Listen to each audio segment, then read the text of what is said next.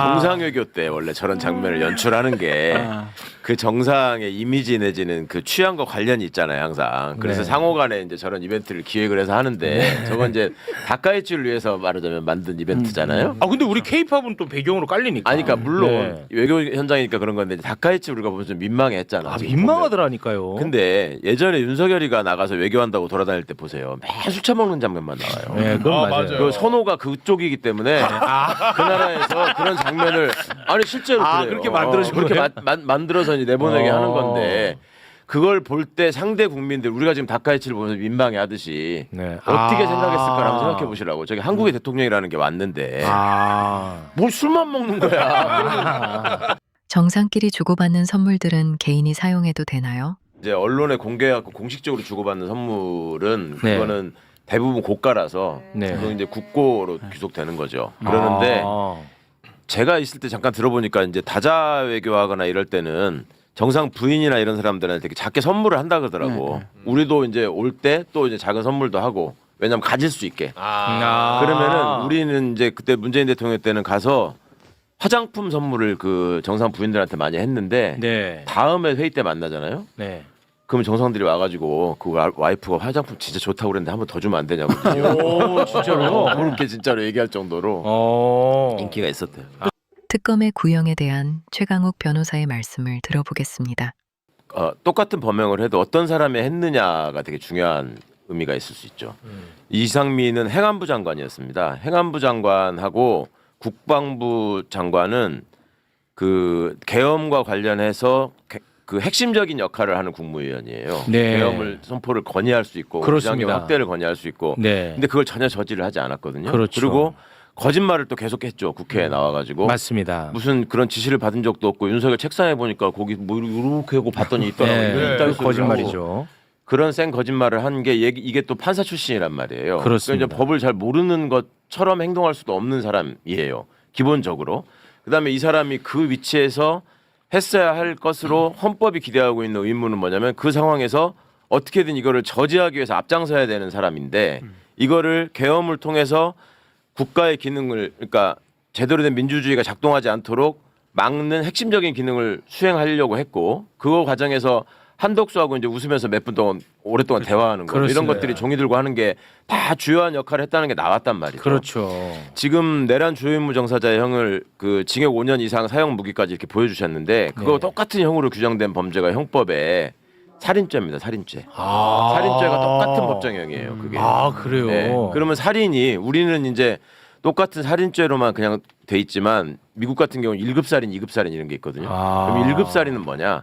의도를 가지고 이걸 중요한 책무가 있는 사람이 완전히 사람을 죽이려고 했을 때 작정하고 죽이려고 했을 때 그러면 이상민이가 실수로 계엄에 가담한 거냐? 여러 행적을 볼 때 얘는 충안고등학교 동문으로부터 시작해가지고 여러 가지 일을 한 사람이잖아요. 그런데 그런 사람한테 징역 15년을 구형한 게 맞는 거냐? 이게 저는 정찰표 무슨 가격표 매기듯이 윤석열이가 제일 비싼 거니까 그부터 한 칸씩 이렇게 내려야 된다는 강박이 있지 않나 하는 걱정이 들어요. 노상원이를 징역 30년 구형했단 말이에요. 네. 노상원이하고 이상민이를 비교해 보면 노상원이는 그냥 민간인이야. 그렇습니다. 김용현이가 노상원이를 이용한 거고 네. 어찌 보면 손잡고 김용현이 수하로 일한 거 아니에요. 그렇습니다. 이상민이는 김용현이하고 동급이에요. 네. 그 김용현이가 더 많이 돌아다녔다고 해서 지금 무기징역을 구형했다 그러면 이상민이도 최소한 징역 30년, 25년은 구형했어야 될 거라고 그렇습니다. 생각해요. 네. 한 역할을 보면. 직위원 재판부에서 윤석열 변호사들의 행동은 무슨 의미인지 한번 들어보겠습니다. 장으로 이거를 활용하고 있는 거고 윤석열이가 얘기하는 걸 보면은 본인의 경험을 가지고 자꾸 얘기를 하려고 하잖아요. 네. 결국 반사를 시켜서 윤석열이가 했던 거에다가 대입을 해보면은 너무 딱 맞는 말들을 많이 해요. 그냥 막 미친 듯이 2리 때처럼 달려들어서 물어뜯는 거는 지가 검찰총장일 때 주로 했던 수법이고 그렇잖아요. 정확합니다. 그거를 지 입으로 지 말하는 걸 자백하는 거고 정확해. 저기서 이제 아까 이제 그 헛웃음 웃는 거 이런 거는 지들끼리 이렇게 생각할 거야. 뭐 쇼하고 있네. 니네가 나를 사형시킬 수 있어. 이제 이런 거거든 말하자면. 어제는 구형이니까. 예, 그냥. 구형이니까. 그리고 사형 선고 뭐 하더라도 하지도 못할 거고 하더라도 내가 사형 당하나 보자. 나 어차피 나올 것 같아. 뭐 이런 생각을 여전히 하고 있는 것 같아요. 그러니까 더 확실히 단죄해야 된다는 어떤 그런 신호를 받아들여야 된다고 저는 생각하고 네. 제일 억울한 사람은 조지호 김봉식일 것 같아. 구형 받고 나서. 그거 저기 이상민이 밑에 있는 사람 아니야? 이상민이 지시받아서 한 거 아니야? 네. 행안부 경찰 그러니까 경찰청장, 서울경찰청장 20년, 15년을 구형 받았는데 네. 그 사람들은 그래도 법정에 나와서 진실을 얘기하고 나름 반성도 하고 그랬어요. 내가 왜 그랬나 모르겠다. 다시 돌아간다면 안 하겠다. 이상민이 단 한 번도 그런 적이 없거든. 네. 근데 이상민이가 징역 15년을 구형받고 한덕수도 징역 15년이고 그럼 그렇습니다. 김봉식 입장에서 얼마나 억울하겠어요. 이 병합돼 가지고 더 그렇게 됐나? 뭐 하여튼 네. 그 기준은 교수님 말씀처럼 특검의 고충도 이해는 하겠지만 이거 좀 잘 안 맞습니다. 제 기준에는. 그러네. 계엄 당시 그 누구도 말리는 사람이 없었다라는 윤석열. 그럼 국무위원들은 그 당시 무슨 생각을 했을까? 최강욱 변호사의 말씀을 한번 들어보겠습니다.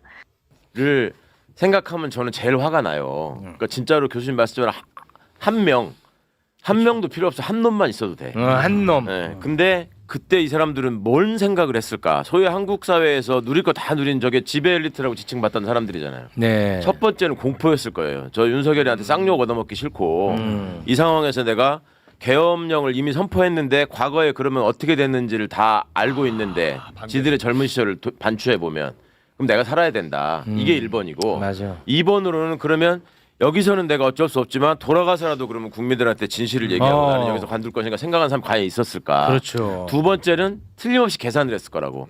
계엄령 되면 나는 무슨 자리를 받을까? 그다음에 누가 실세가 될 것 같아? 어디 붙어야 될까? 맞아. 김용현일까? 여인영일까? 이런 거 고민하고 있었을 자들이에요. 저것들이. 저도 그렇게 문재인 시절 검찰개혁의 봉욱, 이재명 정권의 민정수석 봉욱, 최강욱 변호사의 이야기를 들어보겠습니다. 두 가지에서 증거를 발견했습니다. 일단 검찰총장이라는 명칭을 고수하겠다는 그대로 안 게 돼. 들어있습니다. 어. 너무 말이 안 되는 얘기죠. 기관 이름이 공소청인데 왜 검찰총장이 됩니까? 네. 그러면 경찰청장은 치안총장이라고 부를 겁니까? 그렇지. 청이 있으면 다 청장이지 세상에 이런 게 어디 있어요? 맞습니다. 그러니까 이게 우리는 다음 검찰로 다시 돌아가겠다라는 걸 그렇지. 명확히 드러낸 것이고 그렇지. 이 의도가 왜 또 확실하냐면 이거를 말씀드리지 않을 수가 없어요. 문재인 정부 시절에 역시 검찰 개혁을 추진했었잖아요. 네. 그때 당시에 저도 청와대 나중에 들어가서 들은 얘기인데 당시에 대검 차장 봉욱 봉욱? 당시에 근무하던 갑자기 봉욱이 튀어나오네. 문재인 정부 초기의 대검 차장 봉욱 대검차장. 검찰총장은 잘 아시는 문무일이었죠. 문무일. 네, 대검 차장이 봉욱이었습니다. 법무부 검찰국장은 박균택. 당시에 법무부 검찰국장 법무부 검찰국장 박균택. 의원이죠 지금. 예, 당시에 대검 형사 정책 기획단장이라는 자리가 있었는데 형사 정책 미래기획단장이라는 자리가 있었는데 그 단장이 김웅. 네.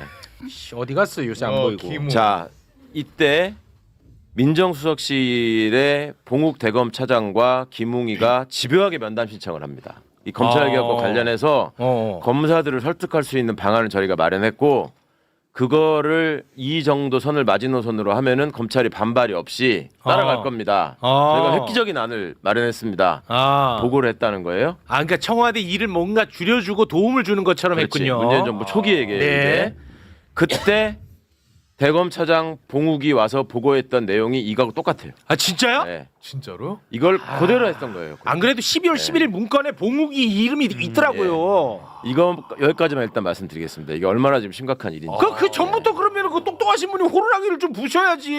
계속 얘기했어요. 이게 민정수석과 민정비서관이 아이고. 검찰 출신일 때 무슨 일이 생길 수 있는지 계속 말씀드렸고 중간중간에 이 얘기가 있을 때마다 정부에서 총리 주도로 각 부처의 의견을 수렴해서 잘 가고 있으니까 일단 믿고 기다려라라는 말을 믿었죠. 자, 보안 수사권에 대한 최강욱 변호사의 일갈 있는 한마디 들어보겠습니다. 그 정상회담을 위해서 순방 중이신데 저런 메시지를 내셨다라고 하는 거는 이 상황이 되게 중대하다고 지금 인식하고 계시는 거라고 생각하고 대통령 입장에서요? 예, 그리고 이 정부 제출 법안에 대해서는 충분한 논의와 수정이 필요하다라는 의견이 담겨 있다고 느낍니다. 네. 총리가 말씀하신 거에서 제가 좀 불만이 있는데 보안수사권은 폐지가 원칙이다라고 얘기를 했어요. 보안 수사권은 폐지되어야 합니다가 아니에요. 폐지가 원칙이라고 했어요. 폐지가 원칙이라는 얘기는 아니 당연히 원칙이지. 그러면 그동안에 여기에 따라붙을 수 있는 말이 모든 원칙에는 예외가 있습니다라는 말이 따라붙지 않기를 바랍니다. 그렇게 해석이 되나? 그리고 그동안에 수기를 총리를 중심으로 하라고 했잖아요. 네. 그전에도 말씀했어요, 대통령이. 네. 네. 그걸 지금 와가지고 또 수기하겠다. 누구랑 수기할 건데? 수기를 위해서 자문위원회도 만들어 놓고 그 검찰개혁 추진단에 다 있었잖아요. 그분들이 지금 줄줄이 얘기하잖아요. 우리한테 한마디 상의도 없이 우리가 낸 의견도 아닌데 이렇게 발표해버렸더라. 그리고 사퇴하잖아요. 네. 이거 어떻게 수정할 수 있을지, 왜 이런 일이 생겼는지 저는 그 설명을 꼭 들어야 된다고 생각해요. 검찰 개혁을 방해하는 자들은 누구인지, 왜 침대 축구하듯이 질질질 시간을 끄는지 답답합니다. 이러한 내용을 들어보겠습니다. 보기에 이 내용도 문제지만 제일 심각한 거는 네. 검찰 출신들이 침대 축구에 당하고 있다는 거예요. 지금 검찰 10월 달까지 출범을 해야 되는데 그렇습니다. 형사소송법은 왜 빼고 했냐라는 말씀을 하잖아요. 맞아요. 네. 시간이 더 걸리죠. 형사소송법을 빼놔야지. 침대 축구다. 네. 그리고 이런 식의 쟁점을 던져놔야지 시간이 또 가죠. 이거를 저는 걱정해야 된다고 봐요, 지금. 자, 그러면은 침대 축구라면 침대 축구로 얻고 싶은 건 뭐예요? 이게 지연되면은 바로 이제 선거 오잖아요. 예, 지방선거 6월에. 네, 지방선거 전까지 선거가 가까우면 가까워질수록 당에서는 관심이 떨어지거든요.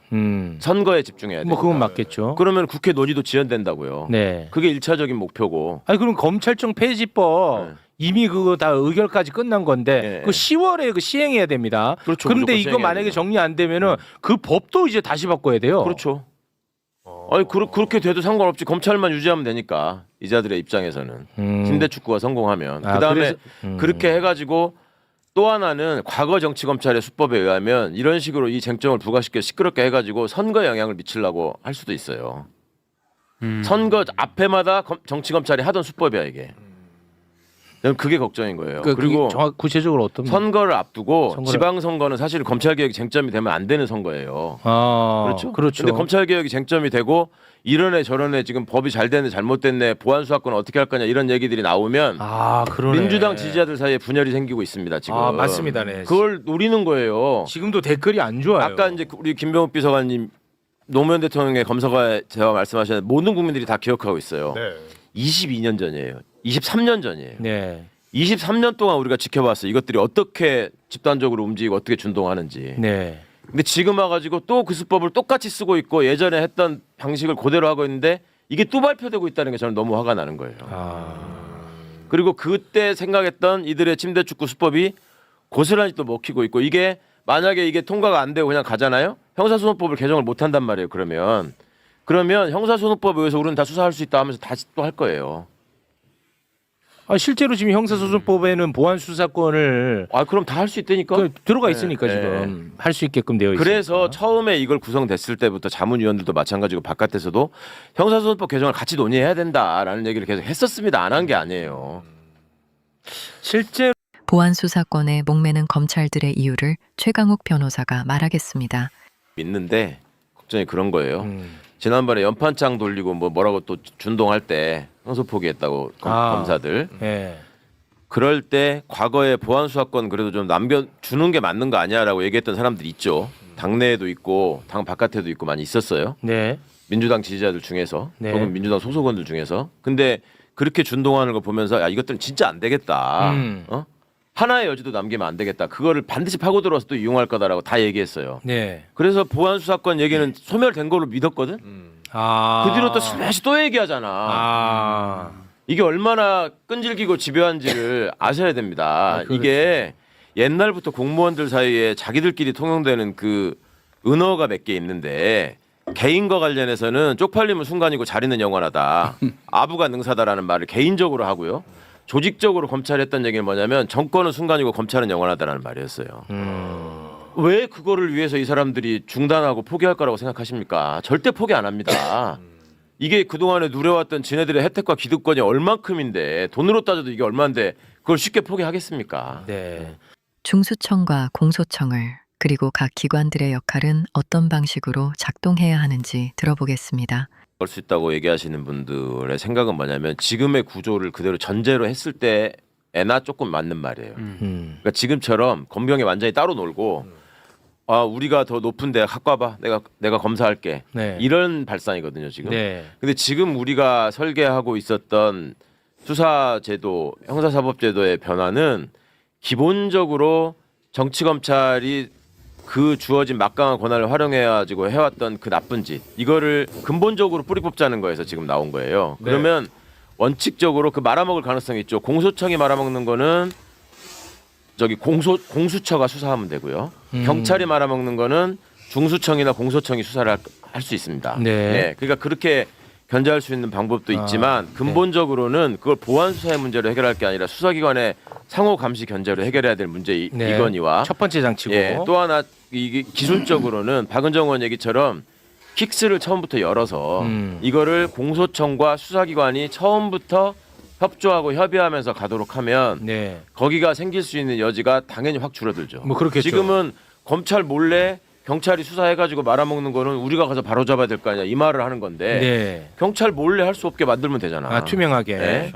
그렇게 해서 얼마든지 대안이 있을 수 있고 또 하나 중수청하고 국수본이 장기적으로 결탁할 수도 있어요. 자기들의 이해관계를 일치시키면서 예를 들어서 행안부 장관 밑에 있으니까 위험하네. 장관 이상민 같은 놈이 있으면 야 함께 이럴 수 있잖아요. 그렇지. 이제 그럴 때는 어떻게 할 거냐. 그거 위험합니다. 그래서 공수처가 중요하고요. 네. 그 상황에서 지금 하나 제도적으로 바뀌는 거는 중수청의 수사관은 파면시킬 수 있죠.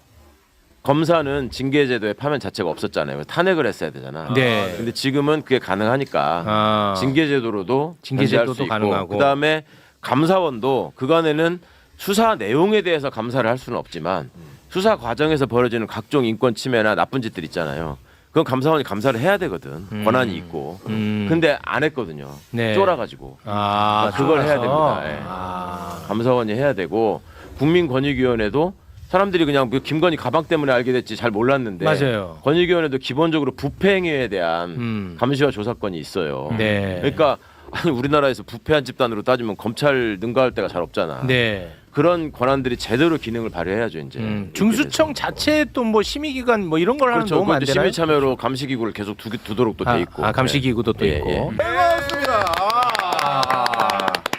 사실 이게 되게 오랜만에 오는지라 그리고 또 이제 뜻깊은 날 좀 불러주셨잖아요. 네. 그 나름대로 이제 그 윤석열 그 내란 우두머리 이 판결 관련해 가지고 네. 구형에 대해서 어떤 의미론적인 해석을 좀 해보려고 준비를 많이 했는데 왔더니 너는 그거 아니다. 너는 그거 일자리가 아니야. 너는 거기 못 앉고 앞에 잠깐 하고 가면 된다. 뭐 이거 바람잡이 같은 것만 이렇게 하는 것도 있어서. 너가 네. 일자리가 아니야. 네 알겠습니다. 잘했어. 그리고 바람잡이. 과거에 자신이 방송에서 잘못된 정보를 전달해도 사과는커녕 모른 채 하는 인간들에게 헬마우스가 한마디를 하는데 함께 들어보겠습니다. 물론 이제 실격이라는 게 드러났지만 성실성 차원에서도 비평가가 저렇게 게으르게 비평하는 게 어디 있습니까? 그렇지. 아니 1000포인트 올릴 때 그전에는 10몇 년 걸렸고 뭐 그다음에는 뭐 18년 걸렸으니까 그다음에도 20년 걸려야 되는 거예요? 말도 안 되는 얘기거든요. 그렇지. 아니 그게 무슨 근거가 돼요? 그렇지. 그러네. 아니 뭘 비평을 하려면 앞에 왜 그렇게 오래 걸렸는지를 분석을 해야 될 거 아니야? 그렇지. 맞네. 왜 그렇게 오래 걸렸냐? 아, 헬마 좋아졌네. 아니 이거 막 박스피라는 게 결국 이재명 정부나 혹은 뭐 그전에 민주당 때도 계속 강조했던 거 시장 질서를 제대로 바로잡지 않아서 아, 좋아졌네. 그래서 박스피였으니까 이걸 상법 개정만 제대로 해도 1000포인트 2000포인트 간다. 그렇습니다. 그렇게 약속을 했잖아요. 그렇죠. 실제로 입증을 했잖아. 했잖아. 그러면 인정을 해야지. 그렇지. 이게 어렵습니까? 한동훈이 장동혁 대표에 대한 한마디는 무엇인지 들어보겠습니다. 윤리위원이든 당무위원이든 간에 대표가 임명하는 겁니다. 그거는 자기는 모른다고 빠져나갈 수 있는 문제가 아니에요. 저도 당대표를 해봤잖아요. 그리고 제가 당대표 할 때 장 대표는 제 스텝이었고요. 전형적인 한동훈. 그냥 한동훈이야 이거는. 이거는 그냥 한동훈. 표본이다, 표본. 못났다. 못났지. 진짜 못났다. 아유. 제가 당대표 할 때. 요거다. 스텝이었어, 스텝. 아니 이게 사실 요거. 정치적 용어로 하면 굳이 스텝이라고 표현하는 거는 좀 어떻게 보면 약간 낮춰보는 거거든요. 그렇죠. 아니 굳이 좀 직급이 있잖아요. 있었잖아. 그때 당 대표 사무총장, 당 사무총장이었단 말이에요. 아. 굳이 따지면 직급상으로는 꽤 높은 직급이에요. 네. 사실상 당 대표의 파트너라고도 할 수 있는데 네. 그런 사람을 두고 아이 내 밑에 있던 그 일하던 애 아. 이런 식으로 이제 표현하는 거. 저게 딱 나는 내가 아. 모르는 한동훈이거든. 아, 좋지 아니 않습니다. 그럼 예를 들어서 100번 양보해서 오케이 너 스텝이다 쳐. 그럼 너 스텝이 너를 잡으려고 하면 너 얼굴에 침 뱉는 거잖아. 그렇죠. 한동훈 전 대표가 스텝이라는 용어를 사용하는 이유가 무엇인지 이정주 기자와 헬마우스의 말을 들어보겠습니다. 한 번 더 쓰는데 사람들이 까먹고 있는데 한동훈 대표가 저 스텝이라는 단어를 일부러 쓰는 거예요. 뭐냐면 공천 파동 있을 때 2024년에 이철규 사무총장을 향해서 당신은 인재의 영입위원장이었죠. 거기 공천 때 딱 파동 나니까 이철규 제 스텝입니다. 딱 이렇게. 그랬어요? 그 경우가 있어요. 그러니까 저 단어는 내 맞아요. 호봉이야 이 소리예요. 네. 이 설명을 좀 해드리면 그때 진짜 세게 붙었거든요. 아, 그랬어? 이른바 이제 이철규 그때 이제 인재영입위원장이 용산 쪽의 대행이다. 라는 얘기가 나오는 바람에 용산 라인과 한동훈 라인의 충돌. 그래서 이제 이철규 그때 인재영입위원장이 따로 기자회견 잡아가지고 이 공천 이따위로 하면 안 된다. 이런 얘기 막 하고 그랬거든요. 그랬더니 이제 이정주 기자 말대로 그때 그래봐야 내 스텝이다. 와 그랬었나? 라고 네. 얘기했던. 네. 예. 와. 저게 뼈가 있는 말이에요. 그래서. 아 그랬군요. 네, 그래서 장동혁 대표가 어제 최고위 때 비공개 때 완전히 뚜껑이 열려버려가지고 그 단계에 못 넘어간다. 네, 그래서 그거를 기사를 흘려준 거예요 지금. 아. 네, 그 기사가 흘려서 나온 거예요 지금. 알겠습니다. 이준석 대표가 장동혁 대표와 조국 대표에게 3자 연석 회담을 제안하자 신장식 의원님의 날카로운 한마디를 했습니다. 한번 들어보겠습니다. 장동혁 이준석 이어폰. 연대가 곧 만들어질 것 같습니다. 정교유착, 돈공천, 내란 공범들의 죄를 덮어주기 위한 방탄연대이자 양두구육 시즌2입니다. 조국혁신당은 이미 모든 정당에 대한 돈공천 전수조사, 전면 수사를 주장했습니다. 강선우, 김병기, 김경 사건뿐만 아니라 김정재, 이철규, 명태균, 김건희, 김영선, 명태균, 오세훈, 김건희, 김상민 커넥션에서 오간 돈공천, 권력공천의 실체를 모두 조사하고 모두 수사하는 것이 기본입니다. 그런데 이런 내용은 쏙 빼고 오직 민주당에 대해서만, 오직 통일교에 대해서만 특검을 주장하면서 조국 혁신당을 끌어들이는 짓 불쾌합니다. 장동혁 대표님, 이준석 대표님, 그런 실없는 소리는 그만두시고 거기 범죄자들끼리 모여서 끼리끼리 노십시오. 불법계엄에 대해 대체 어떤 하나님의 좋아. 뜻이 있는지도 의논해 보시고 질불사의 홍매화 심은 뜻도 살펴보시고. 9일 직위원 재판부는 검찰 구형을 하지 못하고 13일에 다시 변론을 했는데요. 이에 대한 박주민 의원과 신장식 의원님의 말씀을 들어보겠습니다. 뭐 절차에 있어서 변호인들의 어떤 편의라든지 뭐 이런 것들 좀 일정 정도 봐주는 판사들은 봤어도 100% 제가 잘못했습니다. 기분 나쁘셨다면 100% 제가 잘못했습니다. 이렇게 하는 토 달아서 죄송합니다. 토달아서 죄송합니다. 판사가 재판을 지휘하는 거, 소송을 지휘하는 게 토를 난다고 스스로 평가하는 판사는 제가 본 적이 없어요.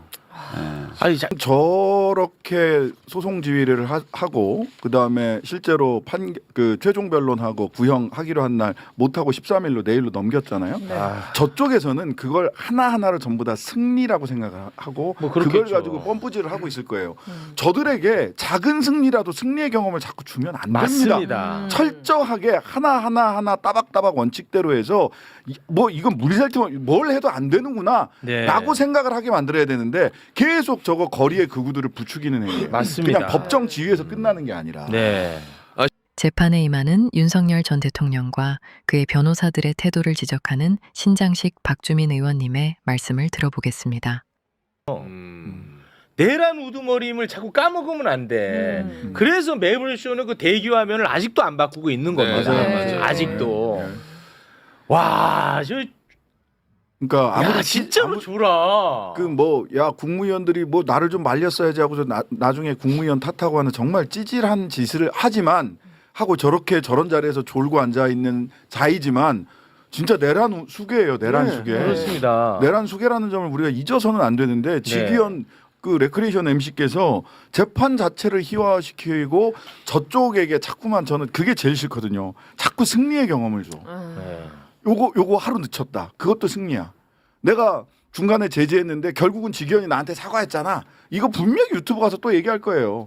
이런 승리의 경험을 주는 게 정말 저는 용납이 안 됩니다. 맞아요. 직위원 그리고 재판부가. 양지열 변호사님 말씀하신 대로 굉장히 멍청한 애들이 멍청한 짓을 한 것으로 내란이 치부될 수 있어요. 그거 안 그러면 안 돼요. 돼요. 아니거든요. 그냥 황당한 일이었네, 해프닝이었네 이렇게 돼버릴 수가 있고. 네. 전 적잖게 지금 윤석열이나 변호인들이 그런 것도 노린다고 봐요. 그냥 멍청한 애들이 멍청한 짓을 한 거야. 해프닝이야. 전혀 아니었죠. 뭔가 위험하지 않아. 이렇게 자꾸 좀 포장을 하려고 하는 것 같습니다. 네. 그리고 또 이게 조금 끔찍한 얘기지만 역으로 생각을 해보면은요, 저는 윤석열의 계획 중에 하나가 굉장히 성공적으로 완수됐다고 생각을 하거든요. 그게 뭐냐면 거리의 극단주의 세력들에게 발언권을 주고 그들이 국민의힘을 사실상 장악하고 있잖아요. 국민의힘 지도부를 장악하고 있는 김민수, 박수영 뭐 이런 양반들 보면 그거에 성공한 거예요. 근데 지금 직위원의 재판, 직위원 판사의 재판은 그런 자들에게 계속해서 발언권을 주고 승리의 경험을 주는 거거든요. 그런 면에서 윤석열의 내란 시도, 내란의 목적을 이렇게 부추겨주고 살려주는 재판 진행을 하고 있다는 겁니다. 그들에게 작은 승리의 경험도 주면 안 돼요. 절대로. 한때 최용님이 매우 강조했던 거, 그리고 만사에 강조했던 게 뭐냐면 도저히 공론장에서 논의가 되면 안 되는 얘기들이 마치 언론에서 보면은 기계적 균형이라는 이런 패널들이 나와서 막 얘기하잖아요. 저 재판장에서 우리가 그때 지적했던 도저히 공론장에서 다뤄지면 안 되는 얘기들이 버젓이 지금 재생이 되고 있는 거예요. 그러니까요. 보안 수사권을 유지하려는 검찰 출신 인사들을 비판하는 신장식 의원님의 말씀을 들어보겠습니다. 결론부터 말씀드리면 봉욱 수석 물러나야 된다고 생각합니다. 와, 바로 셉니다. 그 이 의견이 그 검토 자료라고 바깥으로 나온 게 있었는데 거기에 보면 봉욱 민정수석 의견으로 정리되어 있는 내용들을 축으로 해서 그 핵심으로 해서 나왔거든요. 그러니까 그 중수청이 제2의 검찰청이 되는 겁니다. 그 기소는 공소청에서 한다고 하지만 여기 보면 제일 웃긴 저는 단어가 수사사법관이에요. 아니 검사도 그러니까 준사법기관이라고 얘기를 했지 사법기관을 자칭 그 내놓지 않았어요. 왜냐하면 사법기관은 법원밖에 없는 거예요. 그렇습니다. 대한민국의 사법기관은. 근데 수사사법관이래. 수사를 하는 사법관이란 이런 이름을 붙여 줘야 검사가 온다고요? 오지 말라 그러세요. 오지 말라 그래요? 그리고 그런데다가 제2검찰청으로 만들고 이렇게 뜯어놓다 그 분리는 해놓다고 하지만 뭐 영장 청구권 영장은 결국 공소청에서 한다라고 하지만 검사하고 검사가 두 개의 기구에 그냥 나뉘어 있을 뿐인데 이 검사들 간에 커넥션이 생기면 그거 어떻게 할 거예요? 그렇죠. 그랬다가 나중에 소위 친검 정권이 들어서면 그냥 뜯어서 다시 붙이면 돼요. 이거 붙일 수 없을 정도로 지금 이번에 우리 방첩사 해편해 버렸잖아요. 그렇습니다. 그렇게 해야 돼요. 그냥 없애야 돼요. 근데 왜 두 개로 나눠서 언제든지 다시 붙을 수 있게 하죠? 저는 이해할 수가 없어요. 솔직히. 검찰 개혁이 오히려 검찰의 힘을 더 실어준다고 얘기하는 신장식 의원님의 말씀을 들어보겠습니다. 경찰은 한 명도 안 가 있습니다. 한 명도 없어요? 없어요. 그건 몰랐네. 검찰개혁 추진단 안에 경찰이 원천적으로 못 들어갔어요.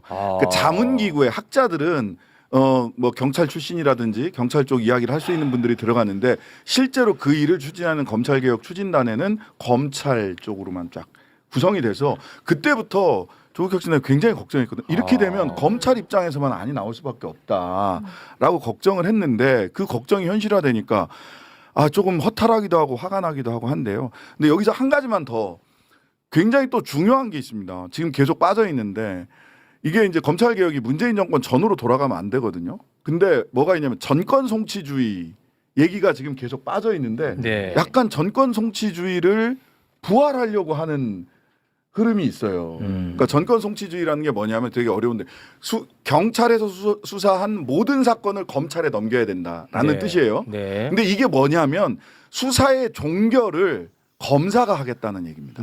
지금은 경찰이 하는 거거든요. 전권 송치주의를 딱 잘라버렸어요. 문재인 정부 때. 그러니까 경찰이 수사의 시작과 종결을 경찰이 할 수 있고 검찰은 이거 수사가 왔는데 이거 조금 보완 수사를 해줬으면 좋겠어요. 해서 보완 수사 유직 요구권만 있어요. 현재로서는. 근데 전권 송치주의가 부활한다라고 하는 것은 경찰이 완전히 다시 검찰 밑으로 들어가는 거거든요. 근데 이게 역행이네. 이게 지금 스멀스멀 올라와서 전권 송치주의 부활에다가 보완 수사권 인정. 더 세지는 건데. 이건 안 됩니다. 이거는. 그러니까 중수청과 공소청을 연기시키려는 전략인지 한번 의견을 들어보겠습니다. 시행을 못하게 하려는 어떤 지연 전술로 분석하는 분들도 있던데. 자칫하면은 지연될 가능성이 커지는 거죠. 그러니까 뭐 그런 목적을 갖고 있었는지 안 갖는지는 모르겠으나 지금 없죠. 이 절차를 이렇게 타임테이블을 그려보면 이 10월달에 이거 제대로 마무리져서 두 청이 출발할 수 있을까? 인력 충원도 새로 해야 되잖아요. 근데 검사님 이리로 오세요만 보이는 이 방안으로 제대로 된 수사 의지를 가진 정의를 좀 정의롭게 해보겠다라는 그런 수사 의지를 가진 사람들이 중수청에 갈 수 있을지도 저는 의문스러운 거예요. 경찰 중에 막 여기 가고 싶은 사람 얼마나 될까? 근데 가봤자 검사한테 다 검사한테 지휘받고 나는 그쪽으로 딱 가면 나는 경찰에 계속 있으면 경찰청장 할 수 있는데 여기로 가면 중수청장 못 해요. 네. 경찰은. 그러면 좋은 경찰 인력들은 여기로 갈까요? 그래서 저는 아닌 게 아니라 지금 이렇게 내놓으면 그걸 의도했다라고까지는 아니더라도 이거 민주당에서 못 받거든요. 이대로는 못 받아요. 못 받아요. 그쵸? 그러면 보안수사권 요구권 행사소송법도 못 받아요. 다 연기 전략 같아요. 그냥.